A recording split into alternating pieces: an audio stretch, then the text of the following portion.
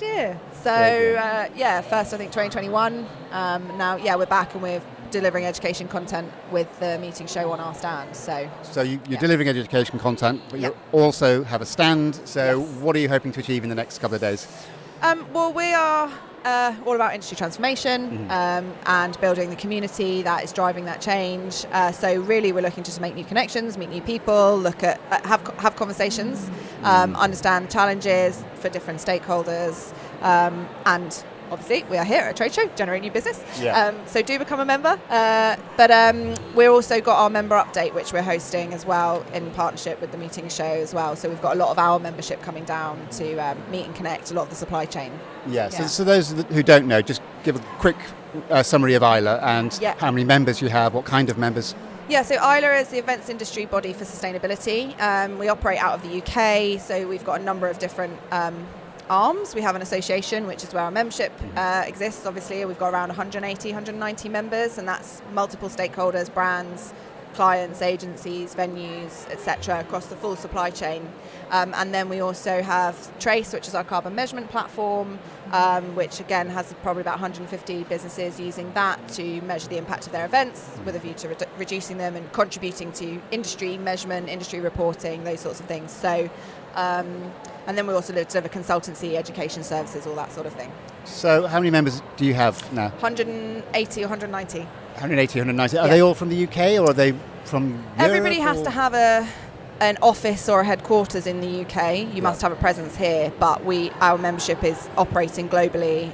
So we've got agencies like Jack Morton and Momentum and WRG that operate globally, deliver globally. We've got some more localised that just do work in the UK. Our services, our membership and kind of the services deliver very hands-on, which is why we ask that you have an office or a headquarters in the UK that can benefit as much as possible from that membership. But we also are then able to work with the wider organisation because we've got that UK-based connection. Got you. So how many people do you employ? I think we've got 19 full-time now, which is really exciting. Yeah, so it's that's grown, hasn't it, over the years? Yeah, last year I think we were 7. Rapid growth, so which is really exciting. But that's a good thing, that reflects the fact that people are taking sustainability more seriously, does it? Yeah, absolutely. There's a massive shift in appetite and awareness, and we're also seeing, so we've been live 2.5 years, so we're coming up to the end of our third year, and we can see a real shift from our members that have been with us from year one, who are now going into their 4th year of membership, the change in their ability to have conversations, to understand the problems, to create solutions, to work with clients. It's really very stark for those that are coming into their first year of membership, where they're committed, they're ambitious, they're driven, but you can see that they're not totally sure where to begin. And so it's really nice for us to be able to recognise that engagement in our services and what we're doing and the way we work is driving that transformation, driving that change. So that's really exciting. One of the benefits of joining ILO is not simply to have a consultancy do everything for you, it's to become empowered, you know what you're talking about. Yeah, it's building capability, building capacity within your teams. Sustainability needs to be embedded and woven into every aspect of an organisation, from their operations, their sales and marketing, their project delivery, everything that they offer.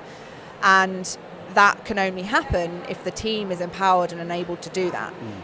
So it needs to be led by leadership who endorse it, support it, mandate it, ensure that it is a living and breathing facet of the organisation, but it's also that ground up work where everybody has some kind of responsibility to driving that mission forward. So we're at a trade show. A lot of people look at it and go, blimey, that's a lot of stuff that the world doesn't necessarily need. A lot of carpet, we've got all kinds of stands, but you are working with the organisers of this show. Tell us a bit about that. Yeah, so this is a marathon. We need rapid transformation globally. We need to decarbonise, we need to regenerate, we need to look at more circular practices instead of sort of take, make, waste. It's to take, create, reuse, repurpose, those sorts of things. But that takes time. We're in a system that is set up for single use, for single life, for convenience. And so you do look around the trade shows, carpet goes to waste Shell scheme exhibition booths go in the bin because they're printed with graphics that will be used one time. There's huge volumes of waste, there's so much travel and emissions. It's not going to change overnight, but it needs to also change strategically with the most impact. So it's not just about, eliminating coffee cups or getting rid of plastic water bottles. Those are important steps to take. But it's really about understanding where your big impacts are. Where can you, as an event, a show, an organizer, where it is, reduce your impact in the biggest way? And that's around understanding where you're having impact, and that's where the measurement piece comes into things. So we're working with the meeting show on their measurement and carbon reduction strategy. So last year we started that journey. The meeting show signed up to the Net Zero Carbon Events Pledge. They're very committed, and we really see that in the way that we're engaging with them. And so last year we did like kind of a temperature check year where we were like, okay, what can you get just by going out and giving the platform to your ops teams and getting them to use it? It's very intuitive. And we were able to see where the gaps were, where the challenges were, what the issues that they came up against and what data they could get. This year, we've therefore built out and developed a strategy with the meeting show for their measurement of the 2023 show, so that a report can be produced and so that we can look at the big impact areas and build on that year on year.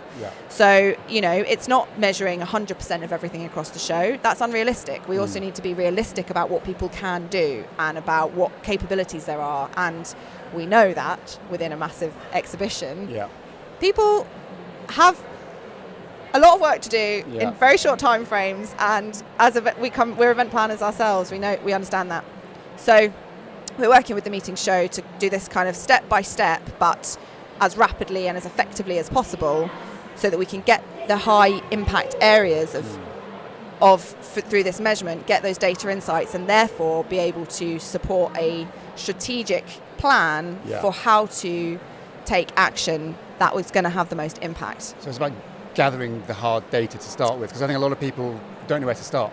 And you're saying that actually what you need to do in the first place is look at what you're doing and measure what you're doing. Yeah, start measuring.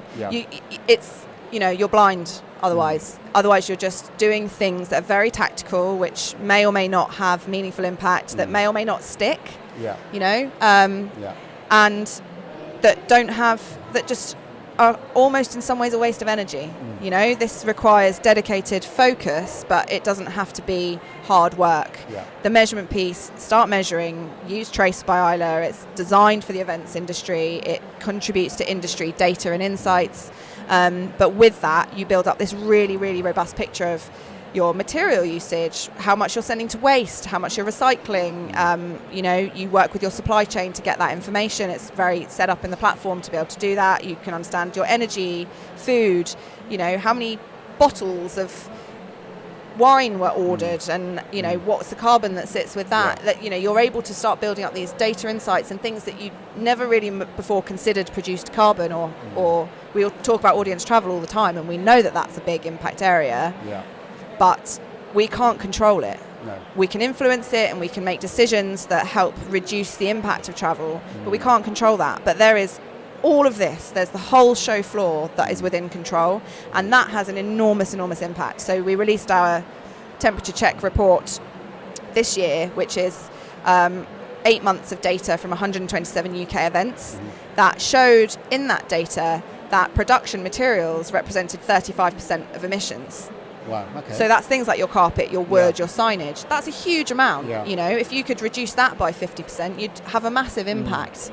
And that means that, where audience travel represents about 40% in this data that we have, very fortunate because they're in the UK, they mostly take, public transport, those sorts of things. But it means that you can set some objectives to reduce your audience travel a bit where you don't have the same control, but you can really take action on your production materials. So it's identifying what you can do most effectively.